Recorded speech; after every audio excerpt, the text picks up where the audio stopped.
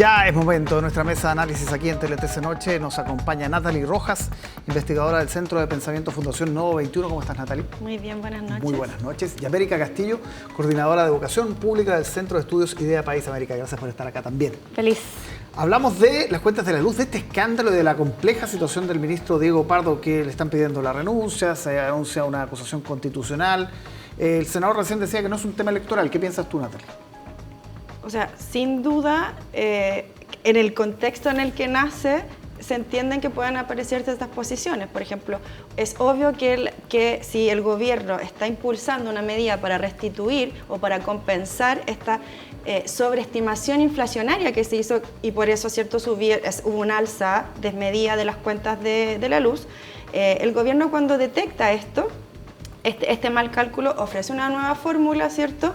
Y ¿qué implicaría esta nueva fórmula? Que a partir de enero del 2026 se vieran estos que son más de 100.000 millones de dólares restituidos en las cuentas reflejados, lo que implicaría cerca de un 2,2%. Ahora, obviamente a la oposición no le va a gustar que una medida de esa naturaleza llegue ahora, y me resulta bastante preocupante porque además, obvio, necesitamos responsables de esto, pero este cálculo fue creado en el 2017, durante el segundo gobierno de Sebastián Piñera. Entonces las diferencias, o sea, las responsabilidades son compartidas.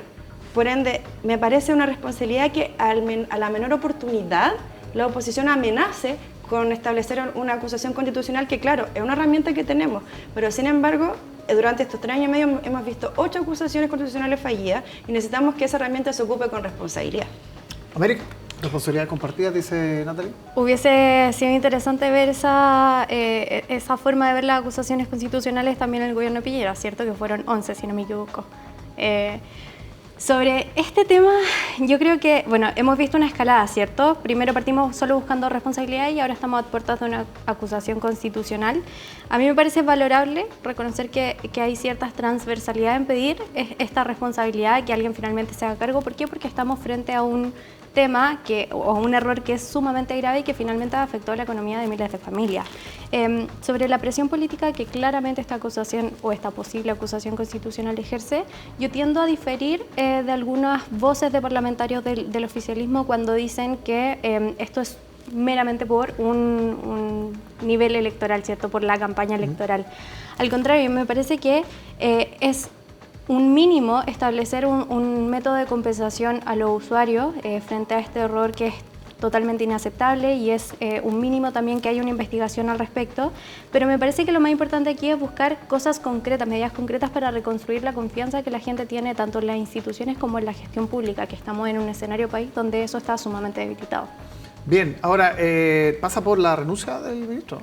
Yo creo que, se tienen que establecer los mecanismos necesarios de investigación respecto a las responsabilidades, pero sin duda es una posibilidad. O sea, finalmente estamos frente a un error que es nuevamente inaceptable y que afectó la economía de miles de familias que sufrieron las consecuencias finalmente. O sea, fue a 3 años que se dieron cuenta.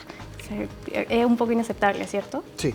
Metámonos en la campaña. Ayer veíamos un momento donde se suponía había cierta reconciliación, ¿no?, entre Evelyn Matei y José Antonio Kast, en el sentido de decirle te perdono, todo el tema de los bots, la campaña sucia, pero a horas de eso aparece el tema de Jaime Guzmán, que Jaime Guzmán votaría por Kast y no por Matei si estuviera vivo, dijo la secretaria general de Republicanos. ¿Cómo impacta eso en la campaña? ¿Qué te parecen esas declaraciones, Natalie?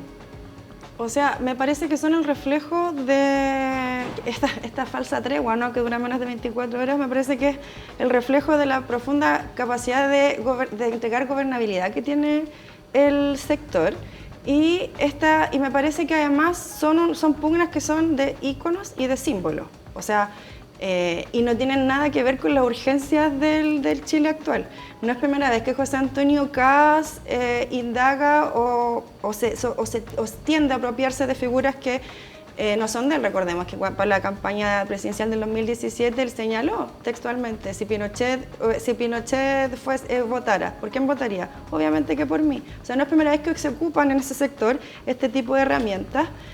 Y me parece que cómo impacta la campaña, que refleja o proyecta que es un sector que al calor de la segunda vuelta, o que si llegasen, ¿cierto?, a ganar, no son capaces de ponerse de acuerdo, y que además están centrados en una disputa que es absolutamente simbólica por quiénes son sus referentes más antiguos, ¿cierto?, identitario. Entonces, a mí lo que me preocupa mucho, porque en el fondo vemos hacer de esto una pelea de campaña que no tiene nada que ver ni con qué espera el sector para el futuro de Chile. Entonces, se condice además con que se entiende que la ciudadanía desconfía de la institucionalidad. O sea, ¿qué dice la CEP del mes de junio?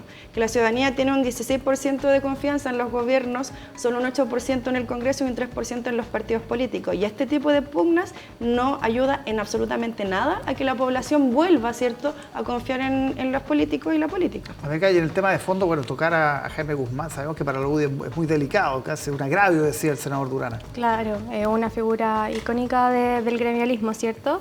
A mí me parece que en realidad lo que vemos aquí de parte del Partido Republicano es un error no forzado que es bastante esperable en el contexto electoral que tenemos actualmente.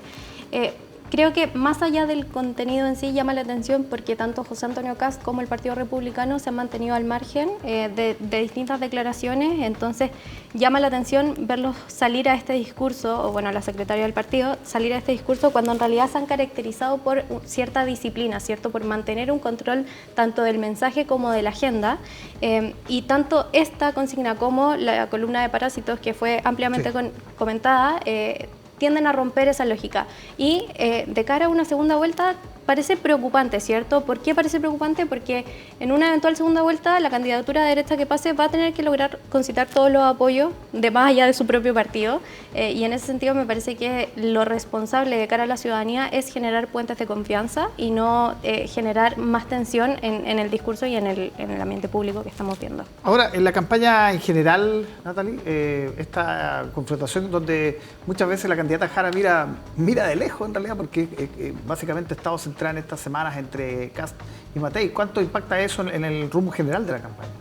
O sea, a mí me parece que hace que la campaña esté un tanto aburrida, que no logre encantar a la gente. Me parece además que Kast no es primera vez que se equivoca. Creo que desde sus dichos con el tema de las pensiones, luego cuando anuncia estos recortes que no sabe cómo los va a hacer, al parecer no entiende bien cómo funciona el Estado, le gusta tampoco que no entiende cómo funciona, entonces siento que se va equivocando y hace que la discusión y la prensa esté centrada en lo que dijo, en lo que se equivocó y no en lo que realmente importa. O sea, vemos, como decías tú, a la candidata Jara que hizo un recorrido de norte a sur por Chile recogiendo los malestares de la gente y ofreciendo dos tipos de salida, ¿no? Que es crecimiento para Chile y preocupación por el bienestar de la familia. Entonces, eso debería ser el debate en la actualidad y no acerca de lo que dijo, lo que no dijo y las columnas, porque en el fondo lo que vemos es que es un sector que no le ofrece ni un mínimo de gobernabilidad al país. Y hoy día lo que Chile necesita es unidad para medidas tan concretas como seguridad y energía, como veíamos en el bloque anterior. América, tú eres de las que compra esa tesis de que en el fondo la primera vuelta para la derecha es la definición,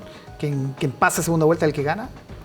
Yo creo que finalmente si uno ve las encuestas ese es el escenario más probable, ¿cierto? Ya sea José Antonio Kast o Evelyn Matei, los dos se imponen frente a Janet Jara en una segunda vuelta, entonces es a todas luces el escenario más probable. Me parece interesante mirar a propósito de esta discusión cómo se van a configurar las derechas a futuro, y tiendo a coincidir con Natalie cuando dice que es importante analizar cómo finalmente el discurso se desvía o la atención se desvía a partir de las declaraciones. Lamentablemente también lo vimos con las declaraciones del presidente Boric en semanas anteriores y en esta pugna que tuvo con José Antonio Kast. A mí me parece que de cara a lo que merecen todos los ciudadanos y los chilenos y chilenas es necesario que la discusión esté centrada precisamente en las propuestas y el plan que tenemos para Chile. Bien, América, Natalie, muchísimas gracias por acompañarnos como siempre en la mesa de análisis de Tele 13 Noche de los días miércoles. Nos reencontramos la próxima semana. Que estén muy bien, buenas noches. Buenas noches.